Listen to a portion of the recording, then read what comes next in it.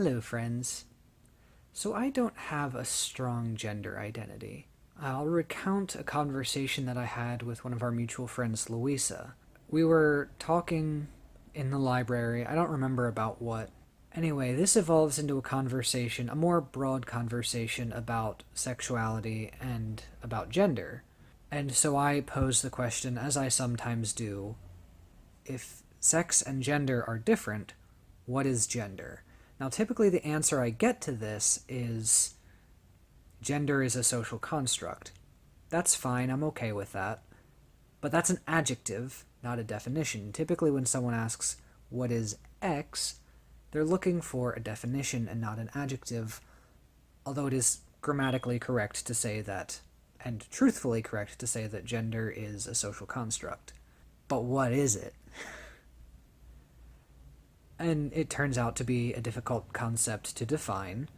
But as Louisa is trying to define it for me, she says, imagine that you wake up in the body of a woman. Wouldn't you feel different? And I'm like, of course I would feel different. I'd be missing a pretty prominent body part and would have new prominent body parts. And that would probably feel different. I'd be a little bit surprised. And if this went on, I imagine people would start treating me a little bit differently, since men are typically treated differently from women. And she says, but don't you feel like you would change on a fundamental level? And I said, no, I am a male, but if I switched to female, I would still have the same brain, I would still be the same person. I would just have different body parts. And this also surprised her, because for her, she feels that if she were to wake up in the body of a man, something fundamental about her would be changed. And so what she suggested is that I don't have a strong gender identity. And I guess not, because I still feel that if my sex was changed, it would only change my body parts. And I would also probably just comply with whatever is expected to be normal of women, because I would be judged harshly otherwise, and really, I don't care about clothing that much. I'd probably wear dresses if that became the normal thing. Anyway, I guess that's a long way of saying that I don't have a strong gender identity. The other thing is, the career I want to go into is pretty gender neutral. Like, there are a lot of women doctors and there are a lot of men doctors. The ratio isn't quite 50-50, but it's getting closer to that. There are fields within medicine that are more male or more female, like orthopedics is male dominated, pediatrics is female dominated, but I want to go into family medicine, which is, I think, slightly more female dominated, but it's still pretty close to 50-50, I think. So that's not a strong part of my identity.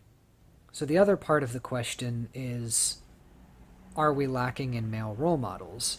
I don't think so. I mean, Bill Nye the Science Guy was male, Mr. Rogers was male, Martin Luther King was male. There's a lot of great male role models, in my opinion. Now, it might be the case that in certain subgroups, for example, bubbles created on Facebook and Reddit and other social media, maybe in those bubbles, there's a lack of good male role models. But I'm not privy to those bubbles, so I can't say for sure. So I guess you could say I disagree with the premise of ContraPoint's video. I would agree, however, that men are negatively affected by sexism.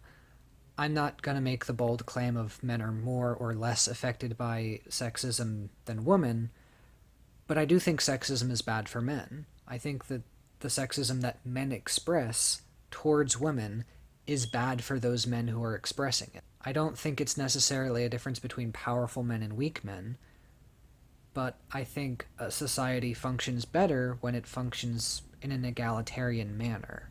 Anyway, I think it's my turn to ask a question, so I'm going to ask you guys to read me a poem. It can be one that you wrote, and that would be awesome, but if you don't feel like writing a poem, just read someone else's poem. Spaces acquainted with only relics of earthlight, places kissed by wilting luminary rays that rippled across light millennia, blackness in the belly of blackness, still pierced by photons wrought of stardust's forges, untouched by the fingertips of galactic spiral arms, at such unearthly heights, filled to the utmost brim with an intense volume of nothingness.